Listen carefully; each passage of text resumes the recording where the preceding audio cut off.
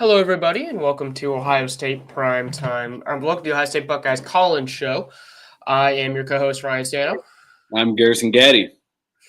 Well, Garrison, it's been a little bit since we talked on Monday. Not a whole lot has happened since we last talked, but there was a new hire that the Ohio State football team made. They went ahead and brought an old, quite frankly, they brought an old friend back. It was someone who they had on staff before, and now he's back. So Ohio State went ahead and brought back Miguel Patrick. He actually used to be on staff as a defensive quality assistant, and he went over to UAB to become their defensive line coach for the last couple of years, and now they've brought him back to be a defensive quality assistant again. So what are your thoughts on this hire? And what do you think about them bringing back their old friend Miguel? I was surprised by it. I didn't know that we needed or wanted another coach on the defensive line. But again, I'm okay with it. I like the fact that Ryan Day is again he's distributing the power around. He's being more of the CEO. You know, you bring back someone who's familiar with the program, familiar with the school. Not so much his team, but of course, that's why you come back. You have to learn the new team that you're with. And when I saw this, just my brain working. I mean, we talked about it last time that we know we now have someone that if Larry Johnson were to leave, we could have someone. Oh, now we have a few guys in that we could look to just in case someone were to leave, as we saw Alan Clark just do. So yeah, I like the hire. Again, I think it's another good move by Ryan Day. How about yourself? Yeah, I don't see anything wrong with the hire. A little bit surprised that he would go from being a position coach to coming back to be a quality assistant. But, the pay probably wasn't significantly different between that at Ohio State and the UAB salary where you're the defensive line coach. So, it probably makes sense if he wants to move a little higher at some point in the coaching ladder. And again, as you mentioned, it's never bad to have more options when you're talking coaches. And when we talked about this with all of the offensive analysts that they went ahead and hired once they got Tyler Bowen in. Like, there's no downside to doing so because with the new rules, you can have as many coaches as you want, essentially. So, it makes sense to bring guys in that they think can help the program. And, maybe he can help Tony Washington Jr., a little bit as well, considering that this guy, Patrick does have defensive line experience. And once Larry takes off, maybe they can kind of do it together next year, like you mentioned. I don't know. I certainly don't see really a downside to the hire, and we'll see how it goes. Yeah, and I also think about this. There are different things that he could be doing. Like maybe one of them is going to be doing the game plan for the defensive line. The other one's probably going to be doing all the technique work during the practice throughout the week. Yep. And then Larry Johnson's just the overseer. I don't outside of recruiting. I don't know what else really needs to do outside of picking who gets to start. So don't see anything wrong with it, and I think it's a pretty decent hire. Yeah, agreed. Well, this is your guys' show. If you have any comments, questions, want to call in at all, Garrison went ahead and dropped the link in there in the chat, so we'd love to hear from you guys. Thursdays are your guys' show. But, other than that piece of news, not a whole lot has happened since we last talked on Monday. But, I did get to thinking, and I wanted your take on this. I started thinking who for next season would be the most impactful sophomore on the team that's not named Jeremiah Smith. Because obviously he's going to be the most impactful guy. And he might be the most impactful guy on the team in general because he's the best guy on the team. So, started racking my brain who I think that person could be. And then I came up with one on each side of the ball. So, well, I want to hear your thoughts first. Actually, you know what? I'll go ahead and give you my I'll give you my Yeah, defense. I gotta think. I gotta think for a quick second. Let me hear yours. Yeah. All right. So I'll start with defense. Okay. My most impactful sophomore, and this should surprise you, I think will be Jermaine Matthews. Um, he's someone who is going to now be a starter. Are you counting him on his red shirt? Is he redshirted? I am counting him. Excuse me. Oh, No, you're this counting is his red shirt year. no, this is his second year in the program because his red shirt. Yeah, he's a redshirt sophomore. So I mean, Yeah. I'm counting him as a sophomore. Yeah, I thought it was a junior. He, I thought it was gonna be his junior year. according to Or school. Oh, school. Okay, no, I'm with you now. I'm with you now. I'm with you now. Okay. Okay. But yeah, he is going to be, I think, the most impactful sophomore on the defensive side of the ball. Simply because we've already seen what he can do. Mhm. I think, you know what? I'm changing my opinion because yeah, he technically is a junior, so I'm not using him. I am actually going to stay in the cornerback room though. Give me Bryce Okay. Scott. I think. Oh. I think so. Bryce Webb? Bryce Webb or Aaron Scott? I'm sorry. Bryce Webb. Okay. No, you know what? There's some guys in here that I was like, I gotta think about this. Well, you mentioned Aaron Scott, and you know how much I love Aaron Scott. We've talked about him on the show before. He's been injured, so we haven't really gotten to see what he's doing. So I can't put him as the most impactful person yet. So what I will do is I'll go ahead and go to the defensive line. Then I'll take Edric Houston because Edric Houston is someone who we both like, who can play inside and outside. He can play defensive tackle, and my guess is they're going to put him more defensive tackle, considering, who kind of, quite frankly, the lack of other options inside. And he started last year in multiple games at the end of the season and actually played pretty well, I thought he was someone who, once he got his feet wet and actually started getting like real snaps, I thought he was someone that could be a person that could not even just be like an impact sophomore, but be an impact player in general. You've talked about his size multiple times, on this show. So add in, now that he's had a year to develop under Larry Johnson, I think he's someone that can, really help what's going to be a young Buckeye defensive line because they don't return any starters. So they're going to have guys come in and really step up. So give me Houston on the defense. Offensively, besides Jeremiah Smith, and this might be a bit of a cop-out, but it's going to be Julian Sand because he's more than likely going to win the job, and he's going to be touching the ball every play. But even though he's not just, aside from him touching the ball every play, I think it's his talent. Like, he's a 5-star recruit.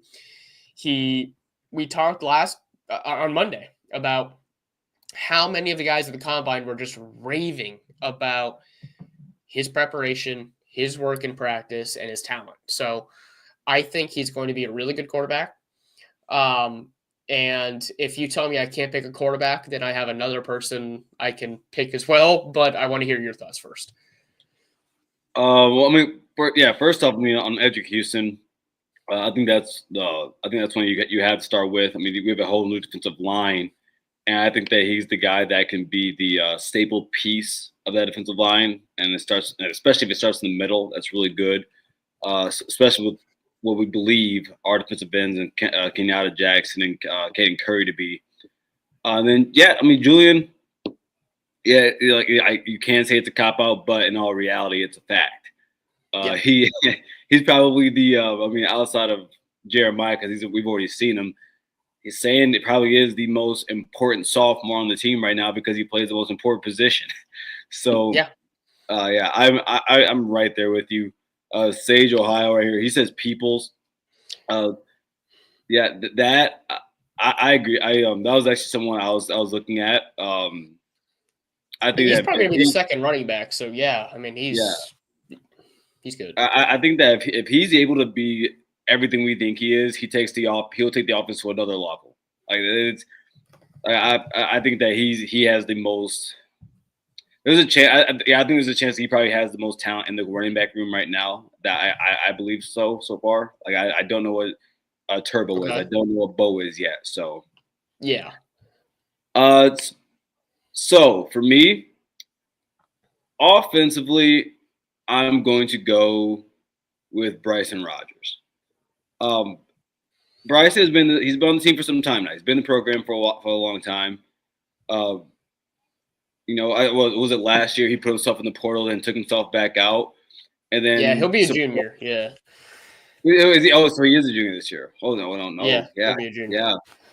He's been in the league. He's been in the program for a really long time. A So long he's one of time. those guys that just kind of He's gonna be redshirt. He's hangs gonna be a around. senior overall. Yeah. Yeah. Well, you know what then? Uh, yeah, I'm gonna stick with Peoples. 'Cause Okay. I actually, if not that, I would say Philip Daniels. He's a redshirt sophomore, but I think he's gonna be a redshirt junior actually. So yeah, let's go. Let's go. No, yeah, boom, Philip Daniels. That's what I'm rocking with. That's what I'm going Okay. with. So you're And going with the new like, guy. I'm gonna go with the new guy, and this is why.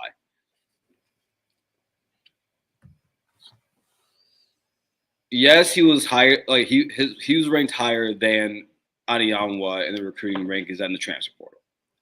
But as you have brought up a couple times now, he didn't face the same type of talent that Adiyanwa saw coming from where he came from. I believe Adiyanwa was going to be a really good football player. I think whether he played left tackle, I'm guessing they're going to put him at left tackle. If Probably. he's there, I think that he's gonna be fine.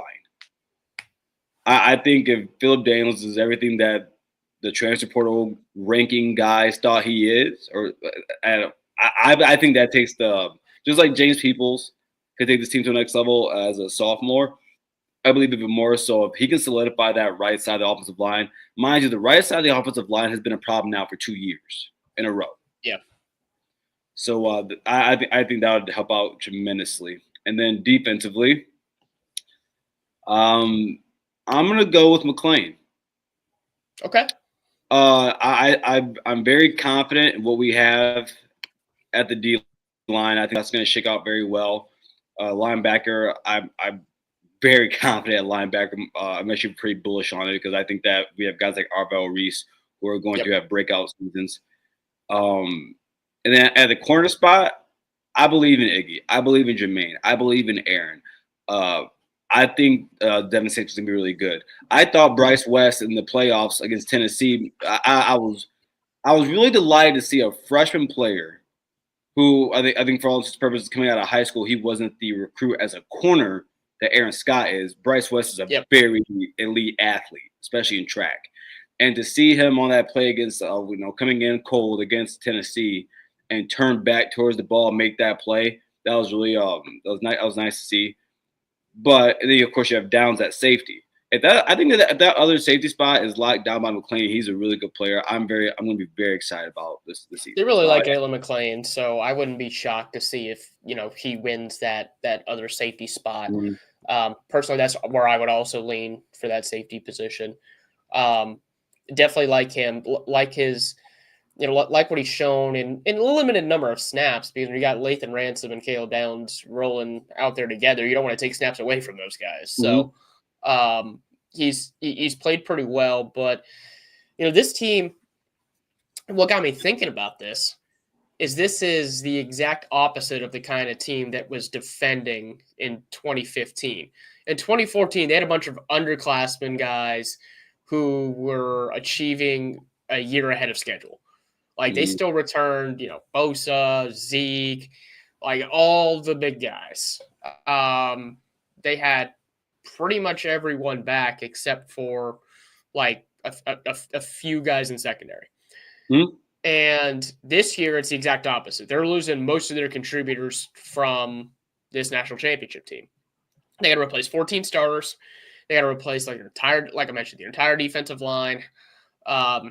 Of most of their offensive line who they were planning on starting, quarterback, running backs, all that stuff. So it got me thinking that if Ohio State is going to have any chance of defending next year, they're going to have a lot of young guys step up. Like this is where those young Mhm. guys have to be ready to go from the jump, and this is why you come to Ohio State. You think you're the best of the best. Think you deserve to play right away. Well, then now they have a chance to prove that.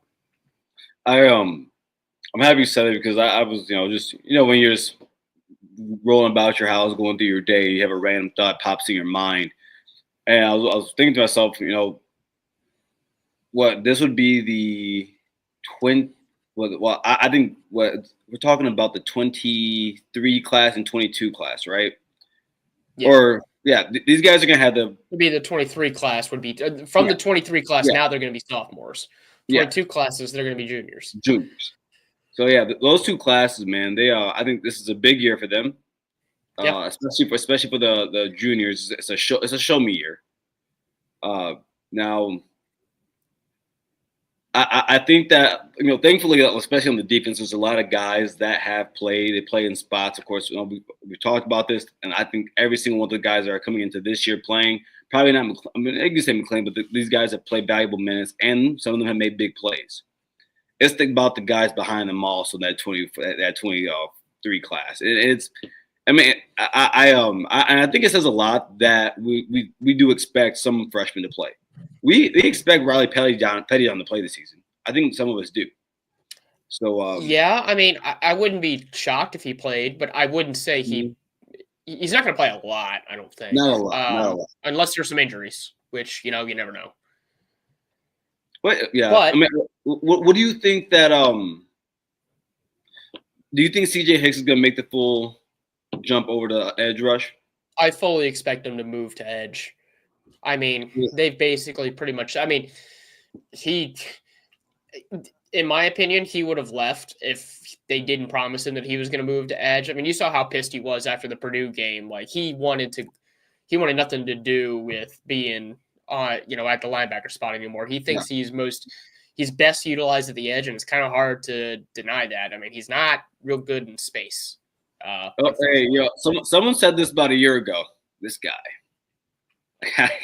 I saw I need to see him at linebacker, and I wasn't impressed. But I mean, if you're taking him out of there, so you're talking Sonny, you're talking Arvell,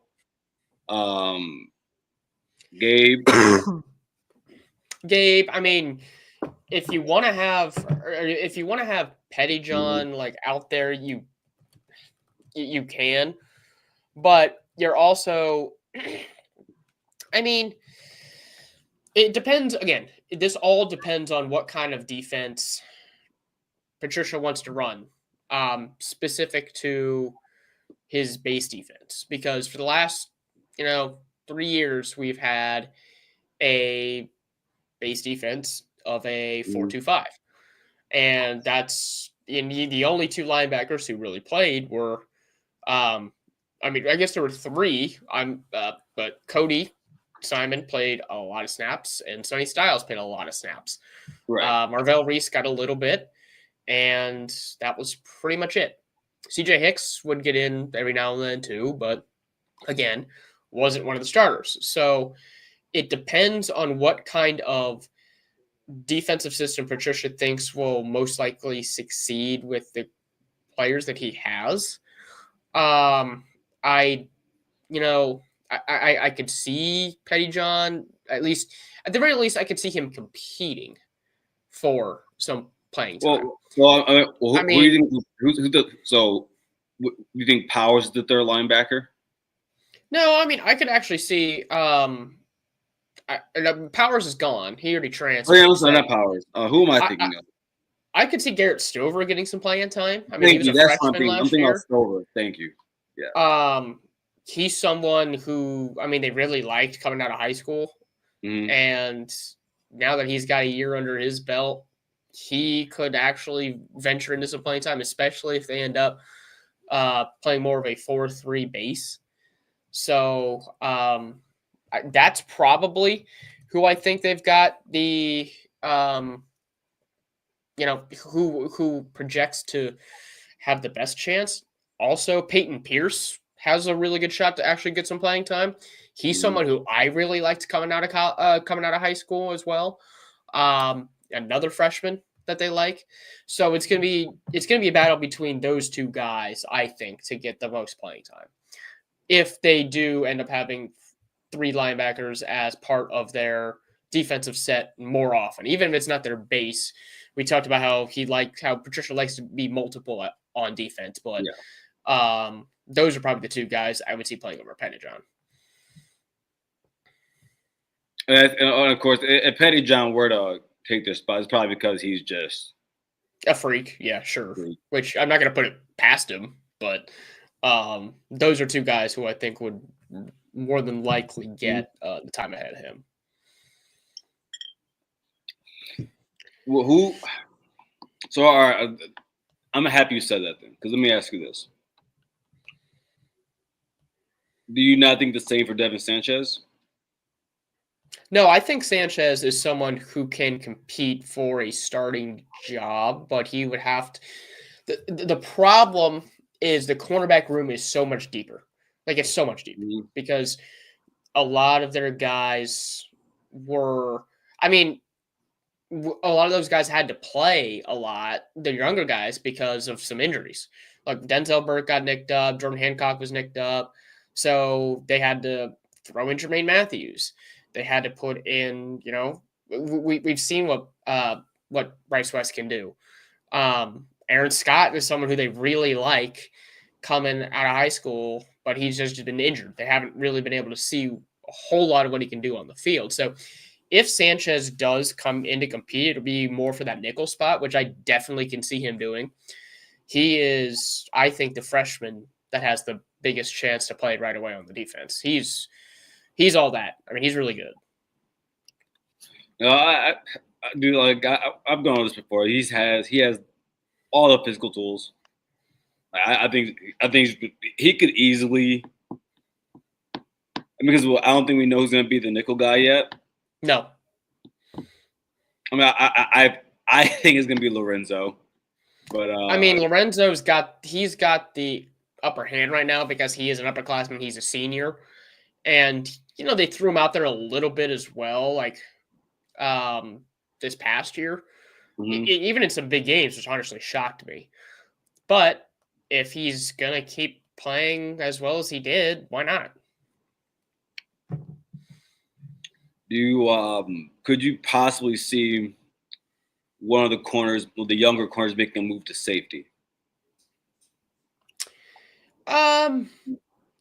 I would say no, only because you know what, I won't say absolutely not, but I would say I don't see that as a big possibility right now.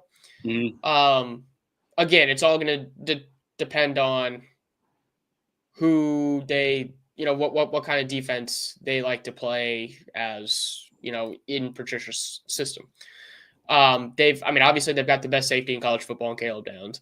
You and I both like McLean as, possibly getting the other starting spot.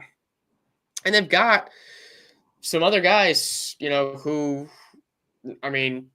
on the roster that they like at the safety position. I understand Malik Harford got passed up by Jeremiah McLean, but they played him a decent amount early, so they know what they like. They know what they have in him if they need to go a different route when it comes to safety. So I don't know. I think they've got a lot of other guys that they would rather put there at safety as opposed to moving someone back. I mean, that's just me. But they do have a lot of unproven talent back there, which will not necessarily be an issue this year, or I guess in 2025, but in 2026, that's going to be a problem. Do you think if this team do you think this team could possibly be in a situation where it's kind of like 2014, where they win a championship a year too early? No, absolutely not. Because that 2024 team, this team was loaded with upperclassmen, and that's the whole reason. No, I mean this team. Oh, not so using that shit. I mean, if this team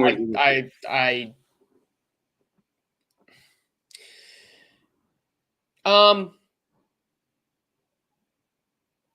uh, no, no. You know? I look as good as this team is next season.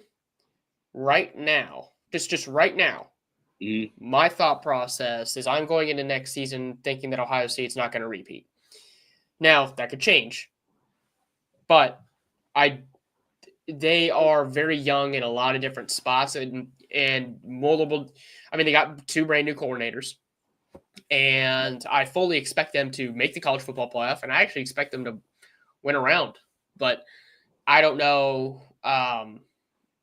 We'll have to see much later in the season what my thought process. And honestly, I until the fall rolls around, I will know who's playing at what position, who the starters are in Mhm. certain spots. At that point, I can actually decide whether or not I think this team has a legitimate shot at repeating. But right now, there's just too many unknowns for me to go ahead and throw them out there. But if they do repeat this season, then next year they are in a really good spot because they got a lot. I mean, as we're talking about, they got a lot of young guys who will have been a big part of that. What do you Well, think? I'll take that. I think before we do that, let's go ahead and read this from Mark on the Voice of College Football. Get your business, product, service, or personal brand to the next level by partnering with the Voice of College Football. See what our partner Win Agency has to say about its sponsorship experience with us. Let's discuss how you also can reach your target market. Contact us at sponsorships@vocfb.com. That is sponsorships at voiceofcollegefootball.com today. I'm gonna pull up this.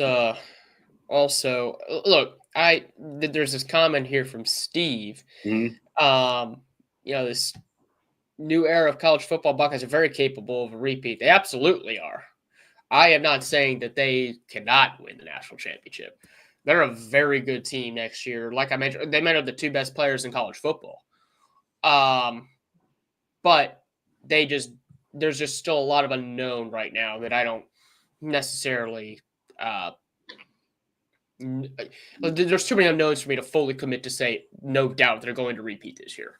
Well, so I'll say this. I think they're in a really good position to do so next year, and this is the only reason why.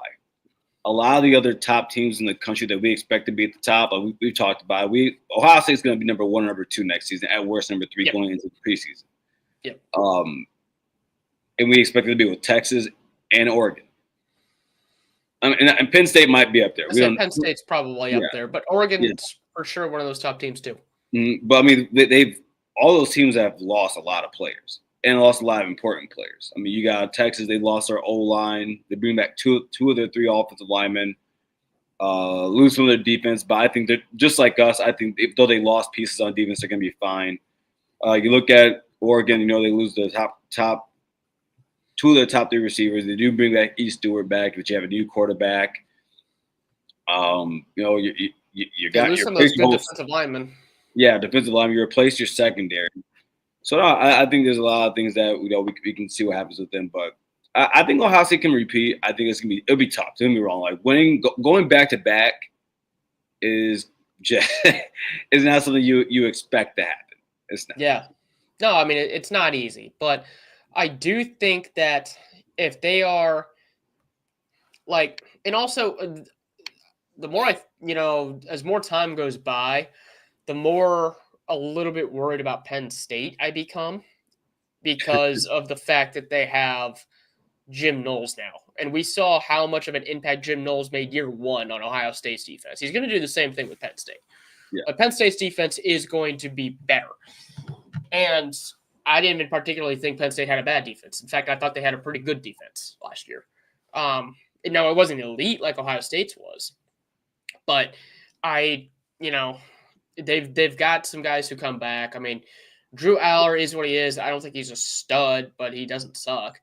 I think Katron Allen and Nick Singleton at running back are really going to help them. Come on, coming man. back. The problem is they don't have wide receivers, and that's the one area that keeps me thinking that Ohio State should still be okay against Penn State. Yeah, especially getting them at home. I want to give Penn State respect. They're going to be a really good team next season. Now, do I fear them? No. No, I don't fear them. No. Do I worry about them? No. Listen, I'll worry about them when they beat us a few years in a row. And after the season, we don't play them for a while. So hold on. I'll worry about them when they beat us once, like in the last 8 years. Like they last won in 2016. I gotta see them win a couple more times, like more than once before I even think about them. Yeah, it's Penn State, man. And until they have wide receivers, Penn State for a long period of time had the second best talent in the Big Ten. The problem is they don't have receivers. And every single time Ohio State plays them, it comes down to a few, Ohio State having more high peak players, but it comes down to who are they throwing to. And you look 2 years ago when they had number 3, who was torching us that one game when Marv was going off too. It was what was his name? I can't even think. But every single time, but that's all they had. I don't know, man. It's difficult to see how Penn State beats Ohio State just simply because of the matchup. It's a bad matchup for them. Yeah, no, it definitely is a bad matchup for Penn State, but they do sometimes have those guys, like you mentioned, that'll be able to, weather the storm and give Ohio State some fits at some point. You mentioned you mentioned they had someone who killed us before. I'm trying to remember. I'm trying to think if it was. It might have been Lambert Smith. Was it Country Lambert Smith? No. Okay. This would have been this was 2020. It would have been 23, right? 2023. Yeah. Well, they it was or 22. You might have been thinking of 22. It's 22. It's 22. Yeah. Well, if Penn State, if they're able to do anything with those wide receivers, like if they get anyone who's better, you were thinking of Parker Washington. Parker Washington killed it. Yeah. So if they have anybody who can catch the football and do anything with it after the catch, then yeah, they're going to be more dangerous because the whole reason why they were stifled in the college football playoffs is just because they couldn't move the ball offensively if they didn't run the ball. And that's ultimately why Notre Dame was able to take them down. Yep. And, they went ahead and got Jim Knowles to improve the defense, but defense wasn't their problem. They needed to make more of an improvement on offense. Let's go ahead and bring Caden up. Caden, how you doing? Good evening, gentlemen. How we doing?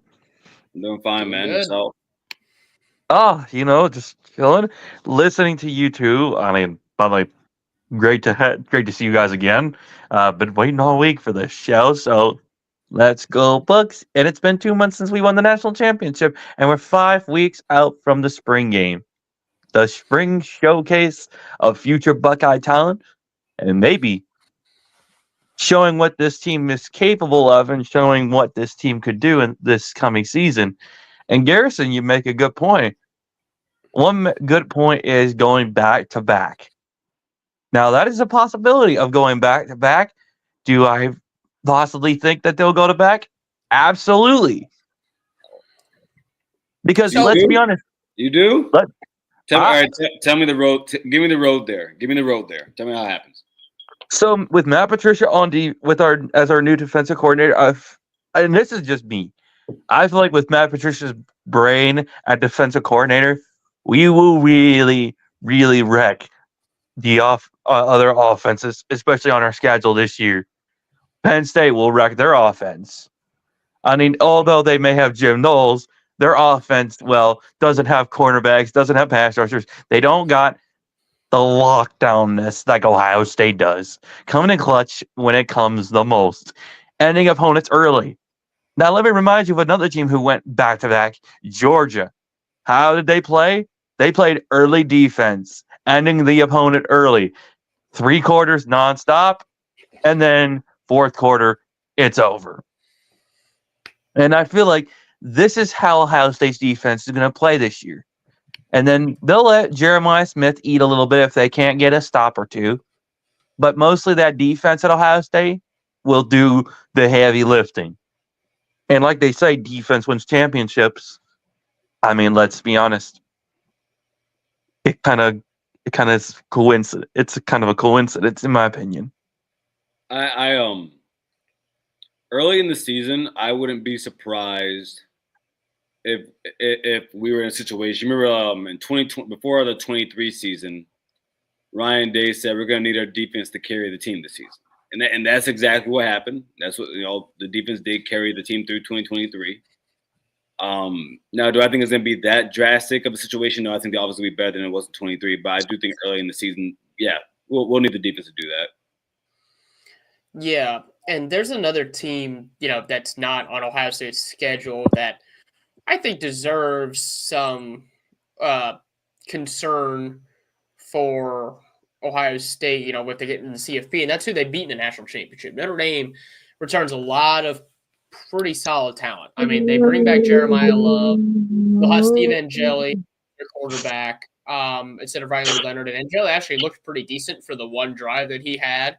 Not against the Buckeyes, but earlier in the CFP run when Leonard had to go out for a little bit. I think Notre Dame's going to be pretty good. There are teams outside the Big Ten that I'm a little bit worried about as far as like repeating. But in the Big Ten, with how Ohio State's schedule sets up, they should be able to. As it does, it seems every year, it's going to come down to that final game and whether or not Ohio State can actually get their shit together and actually beat Michigan. No, he thinks that no, but as far as Notre Dame, in my opinion, is concerned, nah, I don't see them. Even if they played us again this year, the horseshoe, we would destroy them. I mean, come on. Notre Dame may have given us a problem in the championship in the last 2 years. But Notre Dame hasn't given us a problem since World War II. So, Look, why do we even mention Notre Dame? I mean, sure, they made it to the national championship, but who beat them? Ohio State. So if they want to come down to Columbus and run their mouth again with their shillelaghs in their hands, let's just take them by the shillelagh and beat the absolute living heck out of them. All right, let's throw their carcasses in the back of the bus, send them all back to South Bend, and tell them never to come back. Because if they do again, we're going to do the same thing over and over and over again. But every season's different, man. You never look. AK, we have all seen Ohio State lose some games they had no business losing. We've all seen Ohio State lose some big games, no matter who the coach is. So you listen. Losing to Notre Dame is like losing to Penn State. You don't foresee it. You don't see it happening. And Notre Dame also, like we saw Jaden Greathouse actually start to develop as a decent receiver, and especially like against Ohio State, like in the second half, he was their main weapon, and he was someone that Ohio State was completely not worried about in the first half. I mean, for good reason, he wasn't doing a whole lot. So to get those guys back, I mean, Jeremiah Love's still a good running back. They got some of their offensive line back, so I mean, they're still gonna be a really good team, but. We'll see if they end up playing again in the college football playoff, but I don't, under no circumstances, do I think Ohio State's going to miss the CFP and like not have a chance to play some of these good teams. So let's be honest. I'll just say this to you fellas. Let me just repeat myself crystal clear. Notre Dame will not, and I said not, play us again because they know it'll happen again.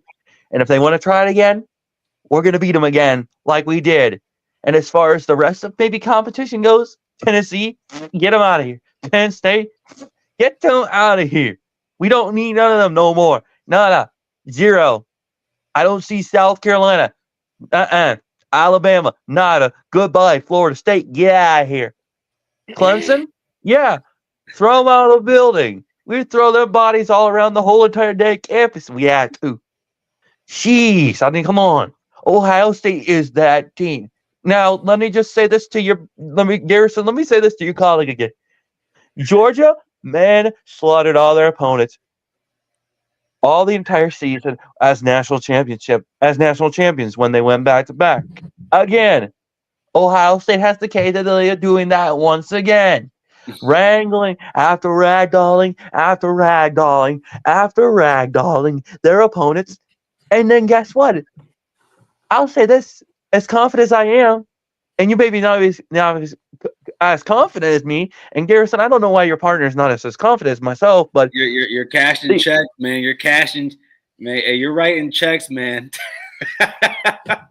But I'll just say this: the only team I want to play out in the playoffs is Georgia, Miami, or Kansas State, or Arizona State, or Iowa State. That is like the only line of competition I see. Now, it may be different from you guys, but Garrison, like I said, this is my opinion. And you are free to have it, sir. And like I said, let me just make this crystal clear to your partner again. Georgia was defending national champions, and they ragdolled their opponents left and right, up and down. Who was the side of their team that did the most of that heavy lifting? That was their defense. The defense did every single I don't point. know about that. I don't know about that, Caden. And nope.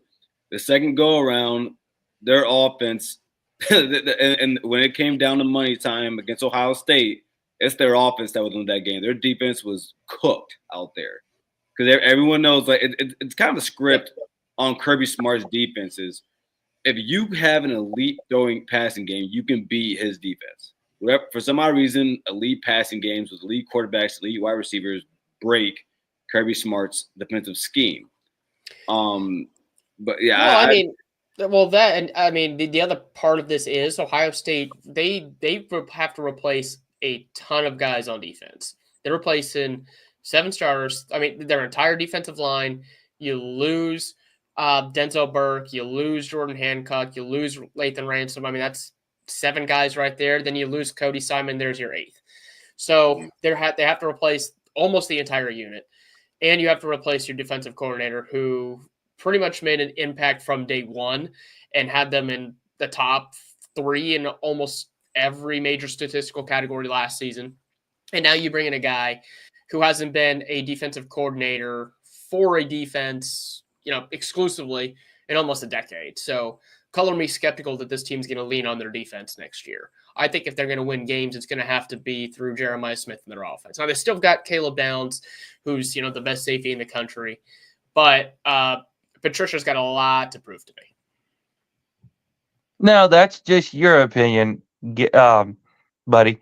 But like I said, to each his own, as they say. But we'll see that I feel like Matt Patricia with the defensive scheme he has for us, I feel like that's going to really help with the young guys. Give them some time, but also the spring game, and then also during the summertime, that's when they're really going to start really pushing the limits in the weight room. That's when they're really going to start getting hungry. Can you let them guys eat? Boy, don't let them stop eating. No, they don't stop eating. Make sure they don't stop eating. Let's be clear about that. No, and as someone who was a former defensive line and pass rusher in high school and middle school football, I've been in their shoes before, so I know how it goes. In the locker room I was in. Now, Garrison, let me just say this out of my defense. Every time we played our rival school every year, it always ended either you left with your skin all intact, or you probably had to get 16 to 18 stitches to your nose or your skull because you were in a bloodbath. So I've been in their boots before, so I don't need to remind. But I do enjoy a good bloody rivalry game every often when I get a minute. So, and I've been through the blowout games before. So, you know what? The blowout games? I hate blowout games. Oh, I'll tell you, the blowout games for me were fun because we would just continuously just ragdoll them, and the referee would just have to. No, I like to play, man. No, we just ragdolled them, and the referee would just be like, "Enough is enough." But no, we would just continuously just give them hell. That's the funny Well, part. appreciate you calling in here, Caden. We've got some other people here in the queue waiting to get in, so appreciate you calling in. And go Bucks and Garrison. I'll see you maybe soon, maybe later. I don't know, but come on my channel, Garrison. I know I'm only inviting I'll Garrison. come on there sometime. I'll come on there sometime. I have I'm it. only inviting Garrison because his partner needs a little bit of a mental check, in my opinion. But that's just me. Caden, you told us Kansas State is to worry about. Yeah, okay. What's up, Burks? What's up, Burks? That's what you call a delusional fan right there. This guy invited literally the OHL podcast, Always Irish, all these big shows, no one shows up. So Garrison, please, my friend, please save your time and do something, then join his show. But like I was saying, like I was saying, how excited are you? Are you guys going to the spring showcase for Ohio State or no? I don't know if I will go, especially since it's not an actual spring. The problem is we don't know what the format is going to be. Like, we don't know what exactly Ryan Day is going to do. So I'm not sure it's going to be entirely worth it to actually be there in person this year. Gotcha. So I just want to talk about, just a preview of the season and stuff. Now, do you guys feel like Sayan is the QB1 in your feeling, not Link? Because some people are saying like Lincoln Keenholz is competing hard with. You're talking to Garrison's Lincoln Keenholz #1 fanboy over here. But we both think that Sayan has the upper hand for the job as of right now. Like, he's the favorite to win. Okay, that's fair. And another thing is, what about your D-line? I'm curious about your D-line because you have a lot leaving. I feel like that's going to be like your weakest position in the defense. You guys agree on that? The D-line in general? Garrison? I got this. No. On this defensive line, so like I don't know if you don't know the names of these guys, but you have Caden Curry. He's going to be a senior this season. He's been someone who's been in a lot of most of his career has been on special teams, but he's always made plays over there. Wherever he is, he makes plays. This past season, he was finally the number 2 guy on the depth chart at defensive end with Kenyatta Jackson Jr. on the other side. Made a lot of good plays this year. Got a couple sacks. Has a very intense motor, more of a motor than Jack has and JTD have. Like he keeps going. On the other side, of course, like I said, Kenyatta Jackson Jr., who's a very athletic defensive end, very long, very lanky, really good first step. I think that as run defenders, they won't be as good as Jack and JTT, but as pass rushers, I think these two will be better in terms of throughout the season on a more consistent basis of getting to the quarterback. In the middle, I mean, dude, you're talking about Edric Houston being there. Now, unless you're a Buckeye fan, you probably didn't notice him. But Edric Houston's a true freshman that got on the field pretty early last year for Ohio State, and I don't think anyone was expecting that. I co-signed this comment here, Philip. That's a good comparison there. Yeah. With John Simon and Caden Curry. I agree with that. And then Caden McDonald, he's someone that I've been a fan of since he was in high school. I thought that he was, he was a decent 4-star, but I thought, he's one of those guys coming out of Georgia. I think that can be really impactful. Big guy up the middle, makes a lot of plays. Now, it won't be as deep as last year's defensive line was, but I do believe that they'll be just as good at the top. Yeah, no, okay, that's actually really helpful. To tell you the truth, I felt like Ohio State's like D-line is going to be complete trash, but now that you told me that, Garrison, I do have a little hope on your guys' D-line. But here's the issue, you're right. Mm-hmm. So believe it or not, so the Matt Patricia hire, right? So here's the thing, I gave him a C grade. So believe it or not, I live in the Chicago area, and my uncle lives in Boston area. I used to go, to Boston back when I was in high school a lot, miss high school days, just to go see his Super Bowl parties. Huge Patriots fan. I'm not a Patriots fan. I'm a Packers fan. Oh, but good. The way, the way is that here's the thing with Matt Patricia, right? He could coach really good with safeties, cornerbacks, linebackers, but the D linemen sometimes even on the Patriots too. Now I know that college and NFL are 2 different jobs, like 2 different worlds, but he can sometimes coach the D line where it can just be terrible. Like if you saw the Patriots and Eagles Super Bowl, Nick Foles just completely the D line can just be inconsistent, and that's my worry is that I don't Matt Patricia is just not a great when it comes to the D line. But hey, I feel like you guys will have some growing pains. You know, kind of like with Wink.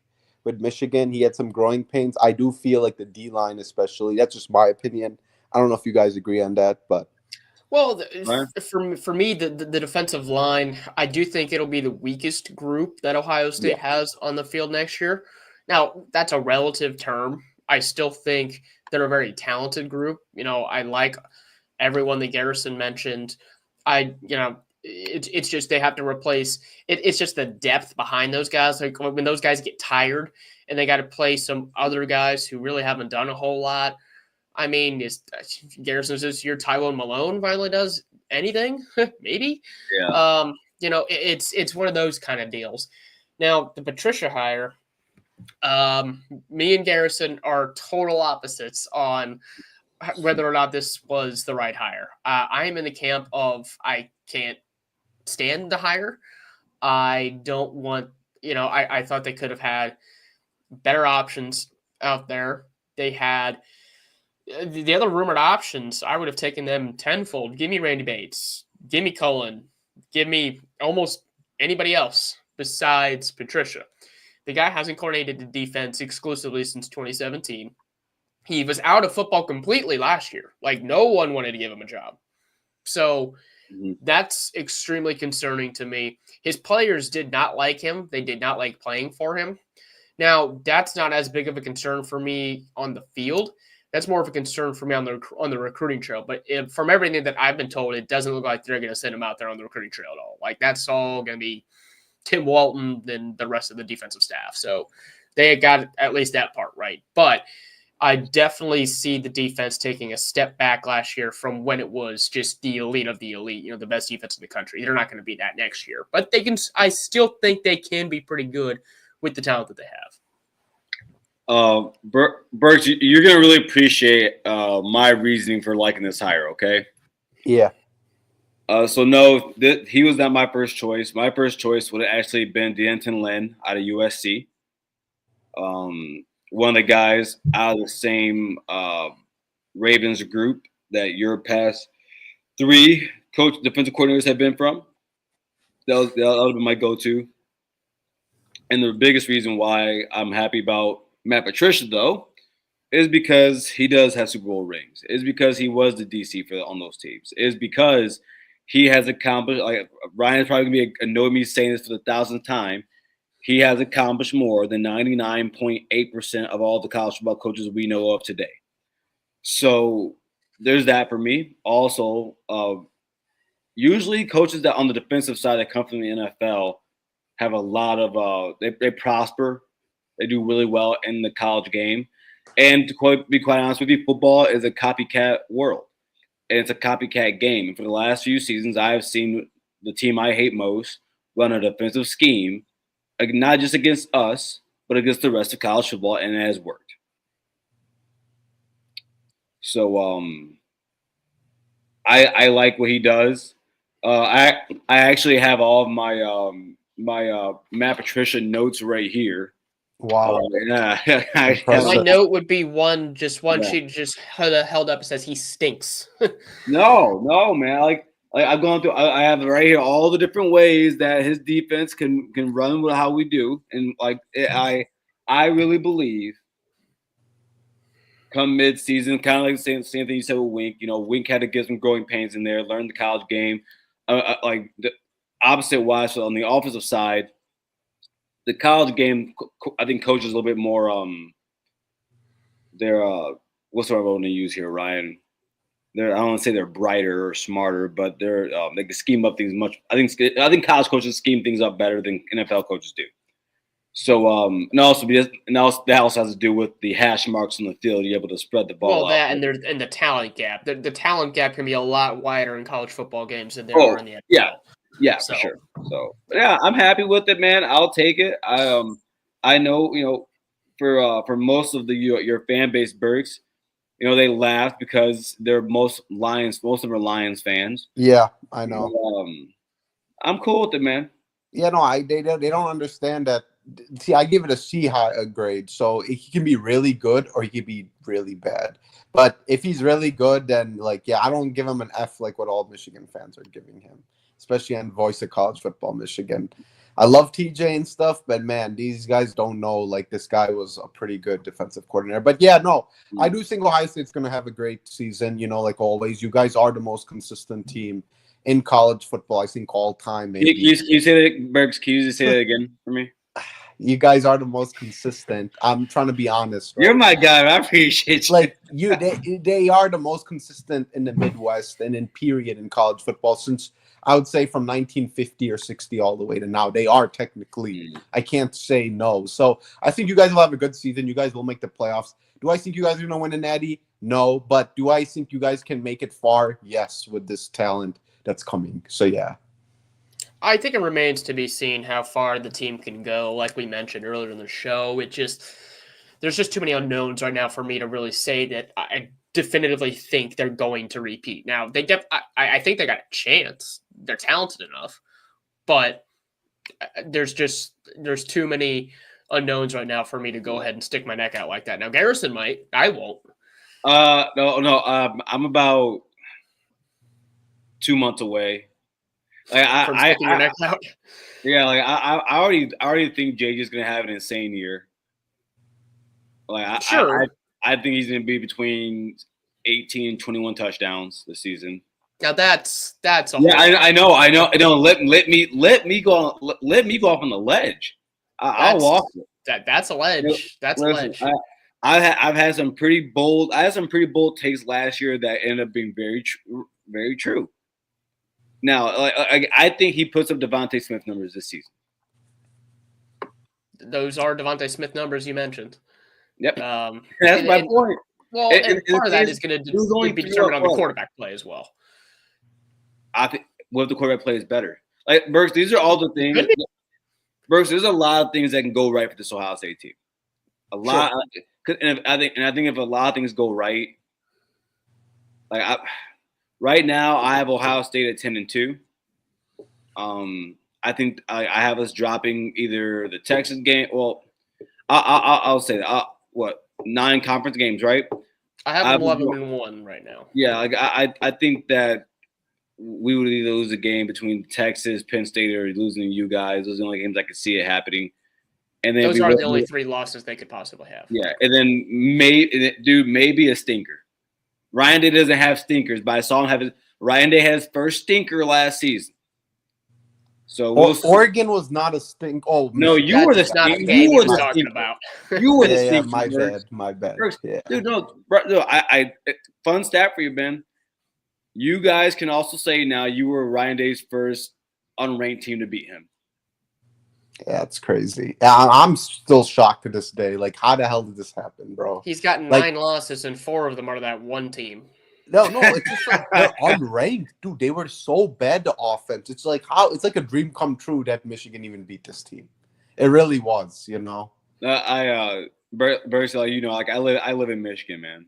Yeah, I know you live in Grand Rapids. That night I got so many calls, so many texts. And I went out later that night at the bar and just